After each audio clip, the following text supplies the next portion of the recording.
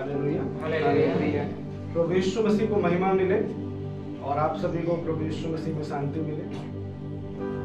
जैसे कि हर बार आप सुनते हैं और परमेश्वर का वचन सुनते हैं, और परमेश्वर का वचन हमेशा आपकी उन्नति के लिए होता है। किसके लिए होता है? उन्नति के लिए और हमारे ईश्वरीय ज्ञान को बढ़ाने के लिए होता है। किस ज्ञान को बढ़ाने के लिए? ईश्वरीय ज्ञान को। ज्ञान भी दो प्रकार के, एक संसार का ज्ञान और एक ईश्वरीय ज्ञान, यानी परमेश्वर के राज्य का ज्ञान, जो ज्ञान वहां इस्तेमाल होता है।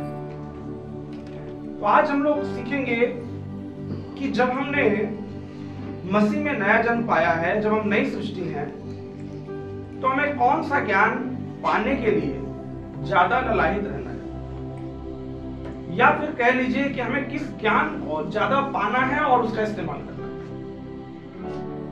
जैसे कि संसार के लोग संसार के ज्ञान को लेते हैं। कोई कहता है हम ये पढ़े हैं, हम ये किए हैं, हम वो किए हैं, हमको इसकी जानकारी है, हमको उसकी जानकारी है, हम मैकेनिकल हैं, हम इलेक्ट्रिकल हैं, हम इलेक्ट्रॉनिक्स से हैं, हम सिविल के हैं, तो हम म्यूजिक से पढ़ाई किए हैं, हमको बजाने का ज्ञान है, हमको गाने का ज्ञान है, हमको नाचने का ज्ञान है, हमको मकान बनाने का ज्ञान है, हमको मशीनों को बनाने का ज्ञान है।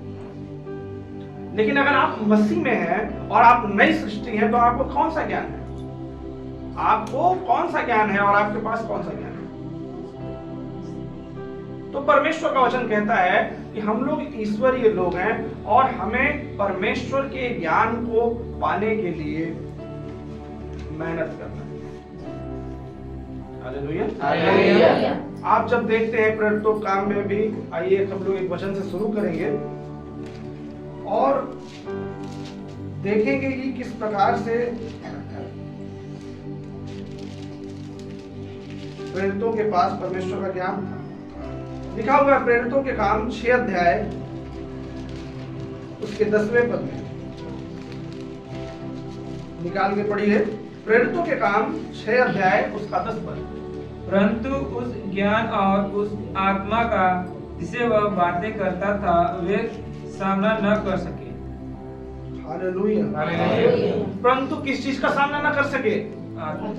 नहीं, कैसे बोलते हैं? आत्मा नहीं, शुरुआत क्या? परंतु ज्ञान का। ज्ञान, परंतु उस ज्ञान, हालेलुया, हालेलुया, और उस आत्मा का जिससे वो बातें करते थे, वे सामना ना कर सके। हालेलुया। हालेलुया। ये है स्तिफनुस के बारे में लिखा है। इसके बारे में स्तिफनुस जो प्रभु यीशु मसीह के चेले हैं और यीशु मसीह के द्वारा प्रेरित हैं, यीशु मसीह के प्रेरित हैं।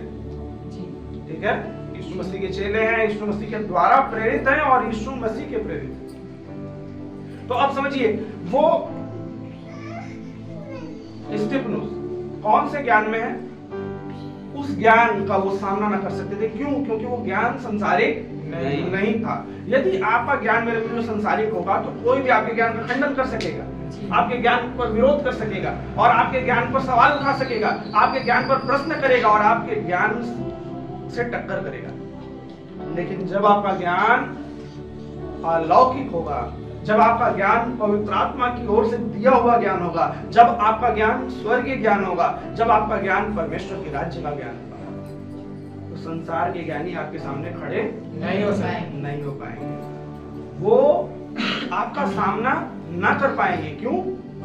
क्योंकि उनका ज्ञान संसारिक है और आपका ज्ञान कहाँ का है? स्वर्गीय, अलौकिक है। हालेलुया। आपका ज्ञान कैसा है? आज जो है बहुत से लोग सांसारिक ज्ञान की तलाश में तो रहते हैं, लेकिन स्वर्गीय ज्ञान की खोज करना उनको पसंद नहीं आता। तीमुथियुस की पुस्तक में क्या लिखा है? आइए जरा निकाल के पढ़ते हैं। सांसारिक ज्ञान के बारे में क्या लिखा है? पहला तीमुथियुस 6 अध्याय 20 और 21 पद को जब हम पढ़ते हैं, पहला तीमुथियुस 6 अध्याय 20 और 21 पद को पढ़ेंगे। बारी बारी पढ़िए। पहला तीमुथियुस 6 अध्याय 20 और 21 पद। हे तीमुथियुस, इस धरोहर की रखवाली कर और जिस ज्ञान को ज्ञान कहना ही भूल है, उसके अशुद्ध बकवाद और विरोध की बातों से परे रह। कितने इस ज्ञान का अंगीकार करके विश्वास से भटक गए हैं।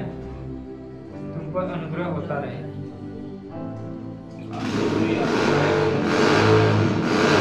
हे तीमुथियुस, इस हाथी की रखवाली कर, है ना? इसकी रखवाली कर। हाथी, आप लोग के में क्या लिखा है? धरोहर। धरोहर। इस संपत्ति की रखवाली कर, है ना? धरोहर मतलब संपत्ति की रखवाली कर, जिस ज्ञान को ज्ञान कहना ही भूल है, उसके अशुद्ध बातों से, विरोध की बातों से क्या कर? दूर रहे, दूर रहे। मेरे प्रिय, एक मसीह होने के नाते मेरा और आपका काम है कि हम उस ज्ञान को जो सिद्ध नहीं है, उस ज्ञान को जो आज है और कल लेकिन नई थ्योरी आ जाती है, कल एक और नई थ्योरी आती है। आपने कोविड-19 देखा, कोविड-19 यानी कोरोना वायरस दिसंबर 19, कोरोना वायरस दिसंबर 2019 में पैदा हुआ, इसलिए इसका नाम है कोविड-19। अब ये कोविड-19 पे कई बार रिसर्च हुई, अलग अलग तरीके से आया। ये ऐसे फैलता है, वो वैसे फैलता है, तो ये ऐसे कर रहा है तो वो यहाँ पर अटैक करता है, कभी लंग्स में करता है तो कोई क्या गले में करता है, और नई नई थ्योरियां आती गई।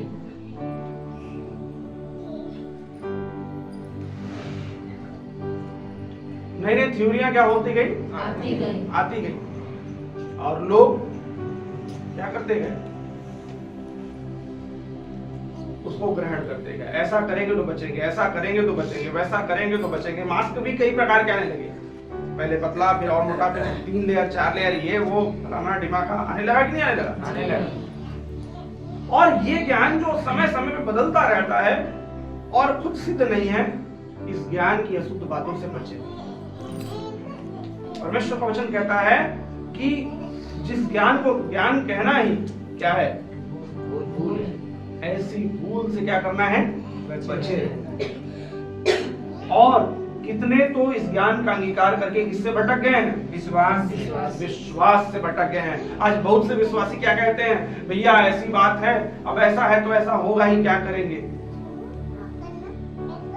यही कारण है कि विश्वासी लोग कहते हैं कि भैया प्रार्थना करिए कि हमारी रिपोर्ट नॉर्मल आए। रिपोर्ट कराने से पहले ही वे डर जाते हैं कि भैया रिपोर्ट नॉर्मल है, क्योंकि अगर रिपोर्ट में निकल गया तो फिर हमारा दिमाग क्या हो जाएगा? काम नहीं करेगा। रिपोर्ट में निकल गया कि भैया कैंसर है तो हमको लगेगा कि बस खत्म, खेले मेरा। Hallelujah, hallelujah. क्यों? क्योंकि हमें उस ज्ञान पर इतना भरोसा हो गया कि हम विश्वास से अब क्या हो गए हैं? भटक गए हैं। बहुत से विश्वासियों का यही हाल है कि रिपोर्ट में अगर निकल गया तो अब क्या होगा। इसलिए वो पहले ही डर के मारे कहते हैं, पास्टर साहब प्रार्थना करिएगा, भैया प्रार्थना करिएगा कि रिपोर्ट में कुछ ना निकले, क्योंकि अगर रिपोर्ट में कुछ निकल गया तो मैं तो मेरी जिंदगी तो ऐसे ही खत्म हो जाएगी। डर के मारे। कैसे खत्म हो जाएगी? डर के मारे। डर के मारे। लेकिन परमेश्वर का वचन ऐसा नहीं। और मैंने भी आपसे क्या कहा, रिपोर्ट कुछ भी निकले इससे कोई फर्क नहीं पड़ता है, क्योंकि परमेश्वर यदि परमेश्वर है, परमेश्वर यदि परमेश्वर है, वो मनुष्य नहीं है, तो उनके लिए रिपोर्ट या वो रिपोर्ट जिस चीज के बारे में बता रही है वो चीज मायने नहीं रखती। उनके लिए उनका वचन महत्वपूर्ण है, और वो जो काम करना चाहते हैं उसे कोई रोक नहीं सकता। Hallelujah, hallelujah. तो यहाँ पर आपने देखा कि कितने लोग उस ज्ञान का अंगीकार करके क्या हो गए?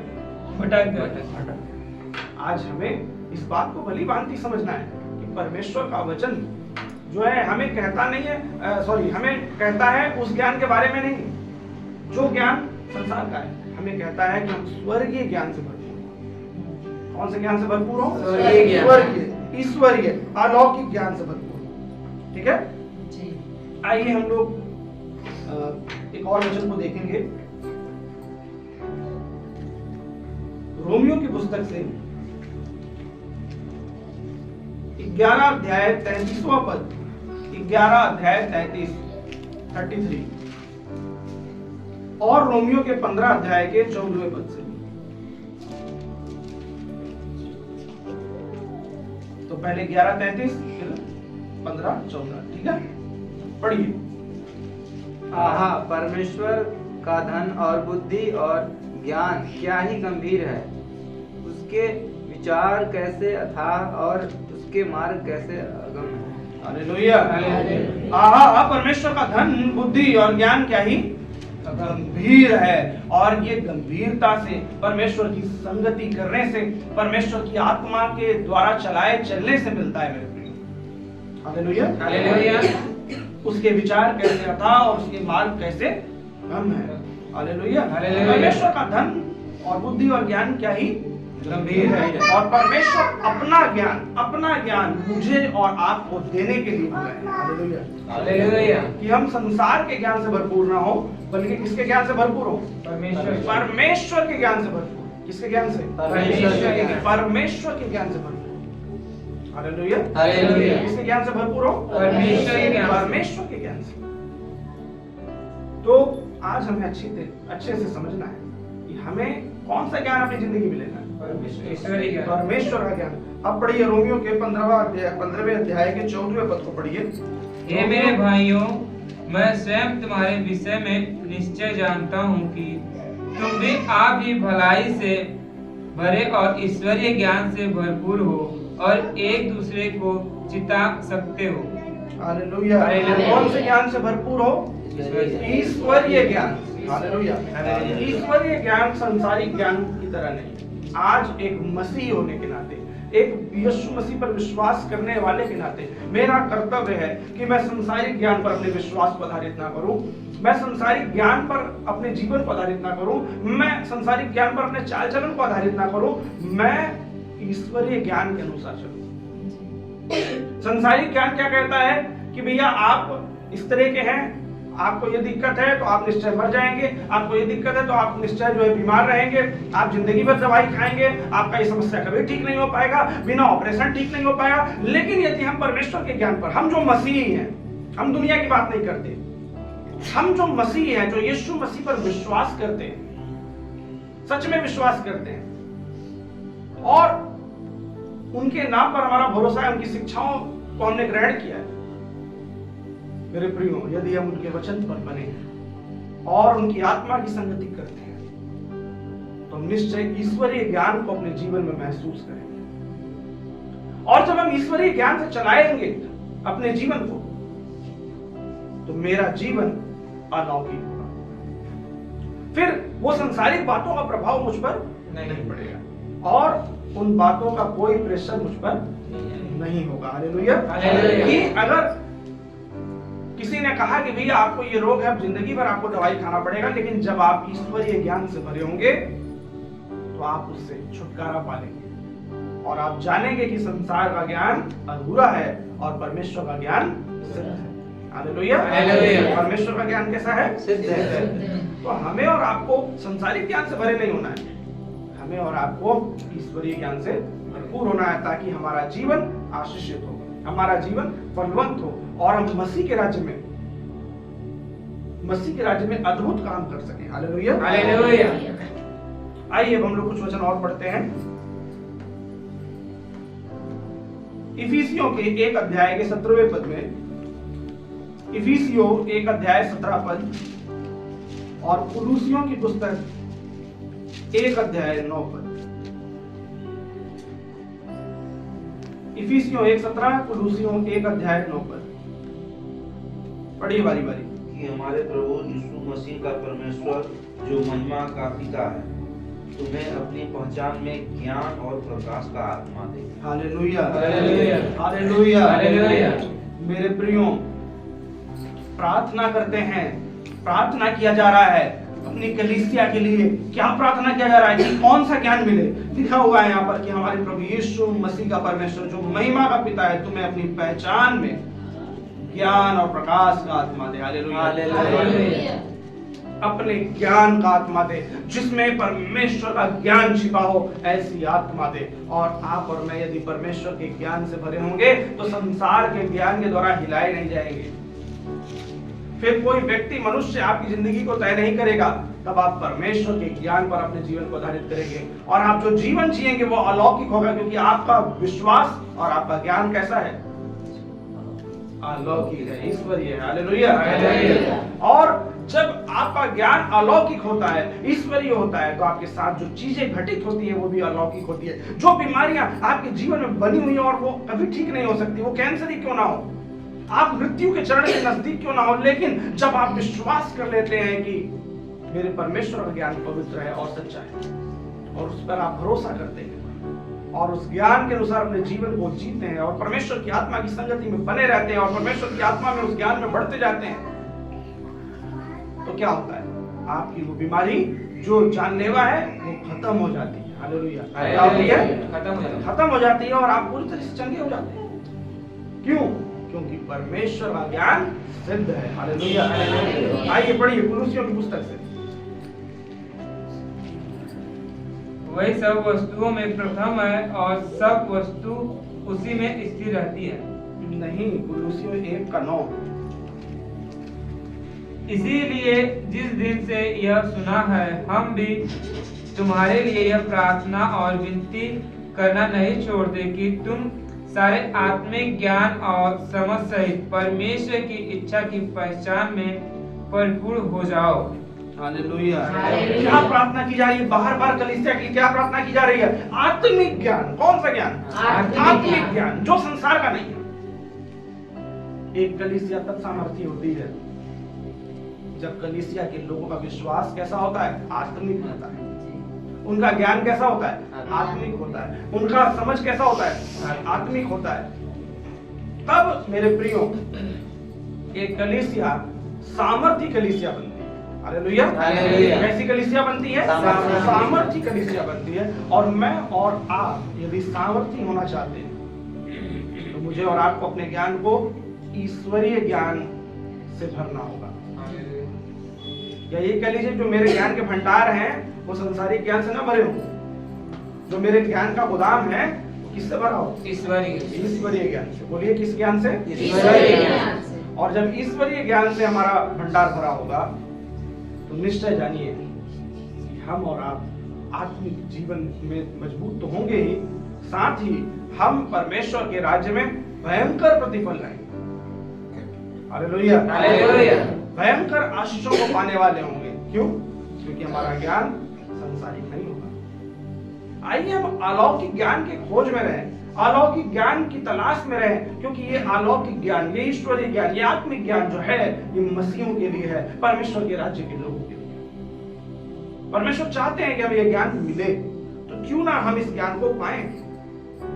कुलुस्सियों के 2 अध्याय में जब हम देखते हैं, कुलुस्सियों की पुस्तक के 2 अध्याय के 3 पद में, जिसमें बुद्धि और ज्ञान के सारे भंडार छिपे हुए हैं। इसमें जिसमें वो कौन है? परमेश्वर।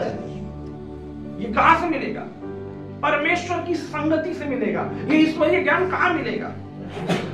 परमेश्वर की आत्मा की संगति करने में। इसलिए मैं कहता हूं कि बैठकर व्यक्तिगत रूप से प्रार्थना करिए। क्यों करिए?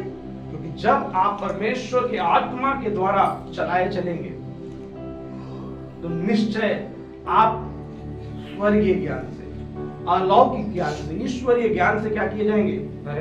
भरे जाएंगे। और जब आप उस ज्ञान से भरे जाएंगे तभी आप अपने जीवन में संसारिक ज्ञान को क्या करेंगे? खत्म करते चले जाएंगे और संसारिक ज्ञान आपका आप पर प्रभावी नहीं होगा। हालेलुया। और जब हम और भी देखते हैं, आगे लिखा हुआ है, यह मैं इसलिए नहीं कहता हूं कि कोई मनुष्य तुम्हें लुभाने वाली बातों से धोखा न दे। हालेलुया। कोई व्यक्ति आपको लुभाने वाली बात से धोखा न दे। इसलिए हमें क्या करना है? परमेश्वर के वचन को अपने जीवन में लेना है।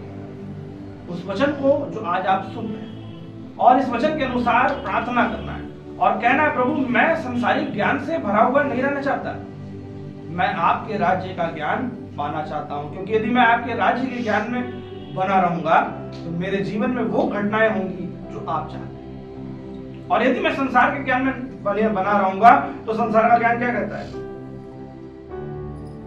कि भैया अगर आपका लीवर फेल हो गया है तो अब लीवर ट्रांसप्लांट करना पड़ेगा, यानी कि दूसरे का लीवर का थोड़ा सा पार्ट काट के आपके लीवर में लगाना पड़ेगा ताकि वो धीरे धीरे बड़ा हो जाए। लीवर क्या होता है? बड़ा पार्ट लगा देते हैं तो फिर लीवर क्या हो जाता है? बड़ा अपने से फिर से बन जाता है और जिसका काटे उसका भी बन जाता है। हालेलुया। तो लेकिन अगर हमारा ज्ञान ईश्वरीय ज्ञान पर आधारित होगा, तो हम जानेंगे जिसने लीवर बनाया वो तो मुझ में है। तो जब वही मुझ में है तो फिर हम ये काम डॉक्टरों से क्यों करवाएं? ये काम वही कर सकते हैं। विश्वास के साथ, अगर आपके पास पैसा नहीं है, धन नहीं है, आपके पास संसाधन नहीं है, आप विश्वास के साथ ग्रहण कर सकते हैं यदि आप ईश्वरीय ज्ञान में बने हुए हैं। हालेलुया। हालेलुया। तो आइए हम लोग एक वचन और देखेंगे परमेश्वर के वचन से। और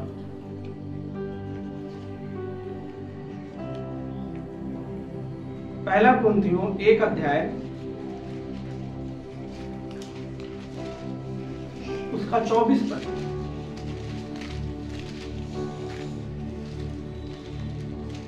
पहला कुरिन्थियों 1 अध्याय उसका 24 पद।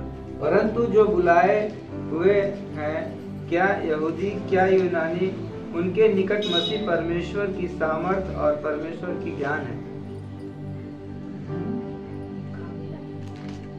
परमेश्वर का ज्ञान है ना, जी सर। ध्यान से पढ़ा करें। परंतु जो बुलाए हुए हैं, क्या यहूदी क्या यूनानी, उनके निकट मसीह परमेश्वर की सामर्थ और परमेश्वर का ज्ञान। परमेश्वर का ज्ञान कौन है? यीशु मसीह। यदि आप यीशु मसीह को अपनी जिंदगी में लेते हैं तो आप परमेश्वर के ज्ञान से भरे जाएंगे। केवल ये कहने से नहीं कि यीशु मसीह मेरे जीवन में रहते हैं, मैं यीशु मसीह को ले लिया हूं, यीशु मसीह मुझ में है तो बस नहीं। वो जीवन, वो चाल चलन, वो परमेश्वर के साथ समय बिताना, वो संगति होनी चाहिए, तब जाकर आप परमेश्वर के ज्ञान से भरे जाएंगे। तब जाकर आप परमेश्वर के ज्ञान से भरे जाएंगे। और आगे हम एक और वचन देखते हैं, लिखा हुआ है कुलुसियों की पुस्तक के 2 अध्याय के 8वें पद में। कुलुसियों की पुस्तक 2 अध्याय का 8 पद। चौकस रहो कि कोई तुम्हें उस तत्व ज्ञान और व्यर्थ धोखे के द्वारा अपना आहेर न बना ले, जो मनुष्य की परंपराओं और संसार की आदि शिक्षा के अनुसार तो है, पर मसीह के अनुसार नहीं। हालेलुया। हालेलुया। एकदम आराम से अच्छे से हमें पढ़ना है, ठीक है। चौकस रहो कि कोई तुम्हें तत्व ज्ञान से और व्यर्थ के धोखे के द्वारा अहेर ना कर ले। हालेलुया। हालेलुया। ये सारी बात संसार की शिक्षा के अनुसार तो बढ़िया लगती है, लेकिन मसीह के ज्ञान के अनुसार ये सब सही नहीं है। हालेलुया। मसीह के ज्ञान के अनुसार सही नहीं है, क्योंकि संसार का ज्ञान और मसीह का ज्ञान आपस में मिलता नहीं है। मसीह का ज्ञान संसार के ज्ञान के बिल्कुल अलग, विपरीत है। हालेलुया। क्योंकि असल में ज्ञान तो मसीह का ज्ञान है, संसार का ज्ञान तो क्या है? व्यर्थ है। हालेलुया। संसार का ज्ञान तो क्या है? व्यर्थ है मेरे प्रियो। और उस ज्ञान से हमें कोई विशेष लाभ नहीं, लेकिन जब हम परमेश्वर के ज्ञान को अपने जीवन में लेते हैं तो हम परमेश्वर के ज्ञान को पाकर अपने जीवन को सुखमय बनाते हैं। परमेश्वर के ज्ञान को हमें अपने जीवन में लेना है और ये जानना है कि जो मसीह लोग हैं उन्होंने नई सृष्टि को पाया है, नए मनुष्यत्व को पहना है। और जब नए मनुष्यत्व को पहना है तो उस नए मनुष्यत्व की पहचान ही है कि वो परमेश्वर के ज्ञान में क्या होता है? बढ़ता जाता है। कुलुसियों के 3 अध्याय के 10वें पद में लिखा है कि, और पढ़िए इसको जरा, कुलुसियों 3 अध्याय 10 पद। और नए मनुष्यत्व को पहचान लिया है, और नए मनुष्यत्व को पहन लिया है, जो अपने सृजनहार के स्वरूप के अनुसार ज्ञान प्राप्त करने के लिए नया बनता जाता है। हालेलुया। कैसा पहन लिया है? नए मनुष्यत्व। जो नई सृष्टि है उसने कैसा मनुष्यत्व धारण किया है? नया मनुष्यत्व, यानी नया शरीर। परमेश्वर की आत्मा यीशु मसीह में हमने नया शरीर धारण किया है। और वो कैसा शरीर है? जो परमेश्वर के ज्ञान को पाने के लिए क्या होता है? हमेशा नया होता है। हमेशा नया होता जाता है। लेकिन आज अगर आप परमेश्वर के ज्ञान की खोज में नहीं है और आपका भरोसा संसार के ज्ञान पर है, यदि आपका भरोसा संसारिक चीजों पर है, तो मेरे प्रियो, आप कभी भी अपने जीवन की परिस्थितियों पर विजय नहीं प्राप्त कर पाएंगे। जो आपसे कह दिया जाएगा भैया आपको तो पथरी है, आपको तो जो है ये है, आपको तो किडनी फेलियर है, अब आपके पास पैसा नहीं कि आप नई किडनी लगवा लें, तो क्या आपके लिए कोई रास्ता नहीं? परमेश्वर का ज्ञान आपके लिए रास्ता है। लेकिन जब परमेश्वर का ज्ञान आपके पास रहेगा तब तो, जब आपने परमेश्वर के ज्ञान को पाया होगा तब तो वो आपके उस समय काम आएगा। लेकिन जब आपने परमेश्वर के ज्ञान को लिया ही नहीं तो आपके विषम परिस्थितियों में कैसे वो ज्ञान काम आएगा? जो आपने अपने भंडार में जमा किया वही ना काम आपके आएगा, चाहे धन के भंडार में या फिर अपने संसारिक ज्ञान के भंडार में। जो आपने जमा किया वही तो आपके काम आएगा। लेकिन यदि आपने परमेश्वर के ज्ञान को जमा किया तो परमेश्वर का ज्ञान आपकी जिंदगी में क्या होगा? चंगाई लाएगा, छुटकारा लाएगा, चमक लाएगा, बढ़ोतरी, आशीष, सफलता लाएगा। हालेलुया। और परमेश्वर का ज्ञान हमें मिलता है। नए मनुष्यत्व को जो लोग धारण किए हैं उन्हें मिलता है, क्योंकि परमेश्वर ने चाहा है कि उन्हें मिले। और जो नए मनुष्यत्व को पहन लिए हैं वो लोग क्या करते हैं? नए हो जाते हैं। परमेश्वर के ज्ञान को पाने के लिए पहला पत्रस के 1 अध्याय के 19वें पद में लिखा है, पत्रस भाई बताते हैं, है ना? सब परमेश्वर का वचन है, सब परमेश्वर की आत्मा में बताया गया, उनके मुंह से निकला। बस जैसे अभी मेरे मुंह से निकल रहा है वैसे पत्रस भाई के मुंह से निकला। ठीक है, इसलिए बताता कौन है? परमेश्वर। पत्रस भाई सिर्फ मीडियम है, माध्यम है ना। उसका ज्ञान तो जगत की उत्पत्ति से के पहले ही से जाना गया था, पर अब इस अंतिम युग में तुम्हारे लिए प्रकट हुआ है। हालेलुया। हालेलुया। आपको नहीं मिला क्या? 20वें पद में है क्या? पहला पत्रस 1 अध्याय 20 पद क्या लिखा है? उसका ज्ञान तो जगत की उत्पत्ति के पहले ही से जाना गया था, पर अब इस अंतिम युग में तुम्हारे लिए प्रकट हुआ। हालेलुया। हालेलुया। अब इस अंतिम युग में तुम्हारे लिए प्रकट हुआ। किसका ज्ञान? परमेश्वर का ज्ञान, जो जगत की उत्पत्ति के पहले से ही है, जो जगत की उत्पत्ति के पहले से ही है, जो जाना गया उस समय, यानी वो उसकी मौजूदगी कब से है? परमेश्वर के ज्ञान की, जब ये पृथ्वी नहीं बनाई गई थी, जब मैं और आप बनाए नहीं थे, तब से परमेश्वर का ज्ञान काम कर रहा है और लोग उसे जानते आए हैं, स्वर्गदूतों ने जाना। हालेलुया। हालेलुया। और आज वो ज्ञान किसके लिए प्रकट हुआ है? इतना अद्भुत और अलौकिक ज्ञान जो मेरी और आपकी उत्पत्ति से पहले काम कर रहा था, वो ज्ञान परमेश्वर ने मुझे और आपको दिया है। यदि हम उसे ले लेंगे तो मेरे प्रियो किसी भी रूप में हम निष्फल नहीं होंगे। हालेलुया। किसी भी रूप में हम निष्फल नहीं होंगे। लेकिन एक मसीह निष्फल क्यों होता है? एक विश्वासी निष्फल क्यों हो जाता है? असफल क्यों हो जाता है? बीमार क्यों रह जाता है? समस्याओं में क्यों घिरा रहता है? क्यों? क्योंकि वो संसार के ज्ञान को अपनी तिजोरी में भरता रहता है। लेकिन आज मैं आपसे कह रहा हूं कि आज संसार के ज्ञान को लेना बंद करिए। संसार से उतना ही ज्ञान लीजिए जितनी आवश्यकता है, बाकी क्या करिए? बंद करिए। बाकी वो ज्ञान लीजिए परमेश्वर से, जो ज्ञान अलौकिक और ईश्वरीय है, जो आपकी जिंदगी भी बदलेगा और दूसरे की भी जिंदगी बदलेगा। हालेलुया। हालेलुया। मेरे प्रियो, अगर आप अपने जीवन में परमेश्वर का ज्ञान नहीं ले रहे तो आप समझ लीजिए किसी भी प्रकार से आप परमेश्वर के गुणों में बढ़ नहीं पाएंगे और ना ही कभी परमेश्वर की आशीषों को पा पाएंगे। हालेलुया। और जो ज्ञान ऊपर से आता है वो कैसा होता है? मिलनसार, कोमल, मृदु भाव, दया, अच्छे फलों से लदा हुआ, पक्षपात और कपट रहित होता है। हालेलुया। कपट रहित होता है। हालेलुया।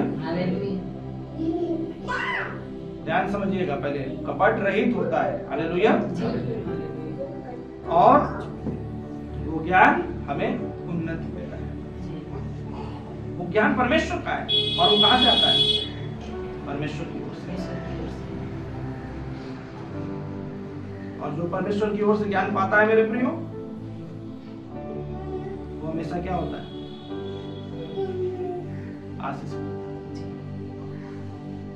हमें आवश्यकता है कि हम परमेश्वर के ज्ञान को अपनी जिंदगी में मिले। वचन तो बहुत से मिलेंगे भी पढ़ाने के लिए हम लोग को, लेकिन उसे पढ़ते ही रहेंगे तो आपको समझाने का समय बहुत नहीं मिल पाएगा, इसलिए हम लोग वचन बहुत नहीं पढ़ेंगे।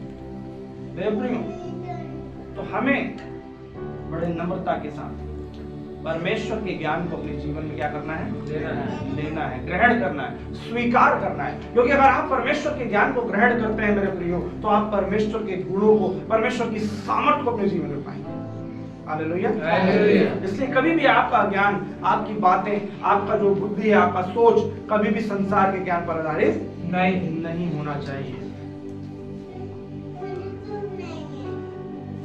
इसीलिए दूसरा कुरिन्थियों 10 अध्याय के 5वें पद में लिखा है कि स्वयं कल्पनाओं को और हर एक ऊंची बातों को जो परमेश्वर की पहचान के विरोध में उठते हैं, खंडन करते हैं और हर एक भावना को कैद करके मसीह का आज्ञाकारी बना देते हैं। हालेलुया। और याद रखिए, इसमें थोड़ा सा ट्रांसलेशन मिस्टेक है। इसमें लिखा हुआ है casting down imaginations and every high thing that exalt itself against the knowledge of God.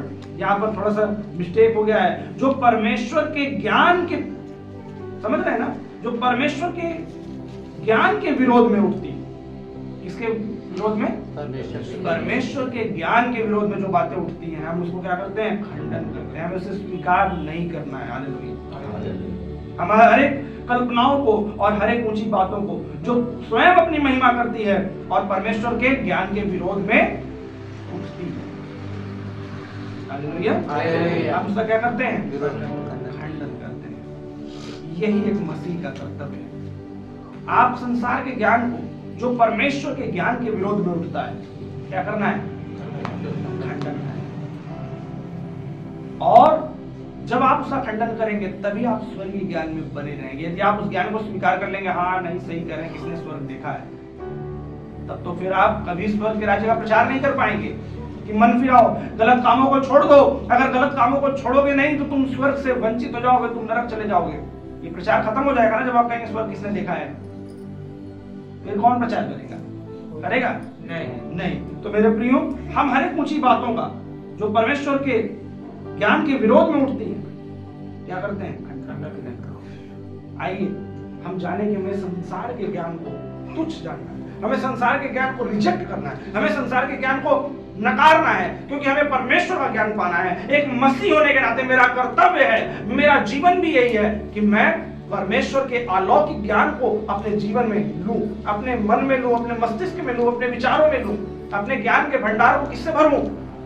ईश्वरीय ज्ञान से, परमेश्वर के ज्ञान से। हालेलुया। इसके लिए मुझे परमेश्वर के वचन को अध्ययन करना और परमेश्वर के वचन की संगति करना, परमेश्वर के वचन की संगति करना और परमेश्वर की आत्मा की संगति करना बहुत ही जरूरी है। जब मैं ये करूंगा, परमेश्वर के वचन को पढ़ते हुए उनकी आत्मा में चलता रहूंगा, तो मेरा ज्ञान अलौकिक होता जाएगा।